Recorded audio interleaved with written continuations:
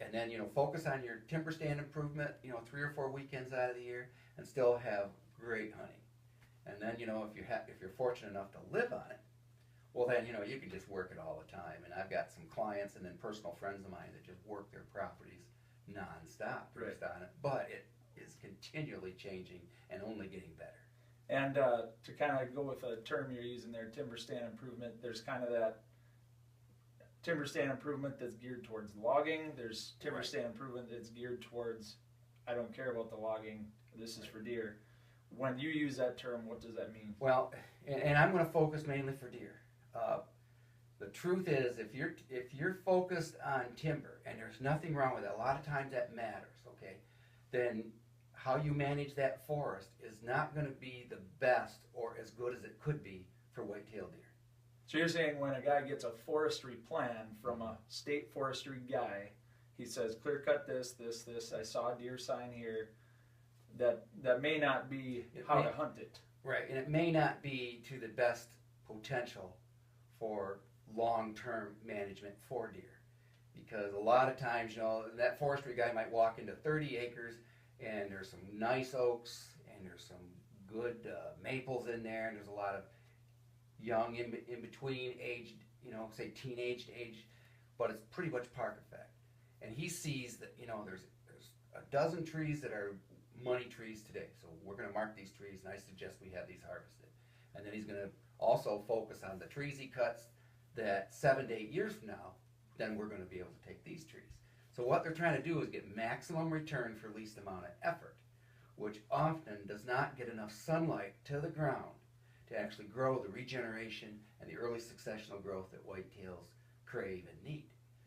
So if you're managing for timber, you're most of the time not managing for deer. Clear cut is the one exception. If you do a clear cut, and a lot of popple stands, and that's usually how it's taken, you get this incredible regrowth just a few years later. But by usually year 5 or 6, it's all above the deer. Now they can't reach it. Right. So, you know, it's a bunch of bamboo shoots, but it's not great deer habitat. It starts declining quickly. So and in that case, would you say, okay, this is, let's say a client has a patch of that, just one little, he's got a patch on a 40. Would you tell him, hey, let's log this out, and then every 3 years I want you to come in here and just brush hog the whole thing? Yeah, or a combination of, depending on the size. I'm going to show you something today, because that is, out of all the habitats I run into these large properties with, I was on one last year, 200 plus acres, 90% popple.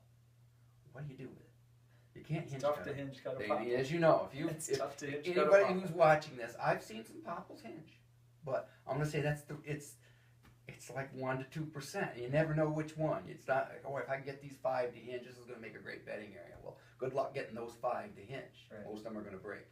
But I've tested a new technique. I don't have much popple here, but I'll show it to you, and it's pretty simple. And there are things that you can do. And it's hard to explain in front of a video, but there are things. And under young growth conditions, you can clear out openings and tie them over into kind of a living canopy, but they grow so fast it doesn't stay that way very long. Yeah. So so that's a tough one. You know, small popples I would probably recommend not clear cutting. Say you're talking about 2 to 3 acres. There's steering trails and more beneficial rubbing and socialization. But you start getting 10, 20 acres of popple, then a lot of that I'm going to say, yeah, you know, you're going to want to literally flatten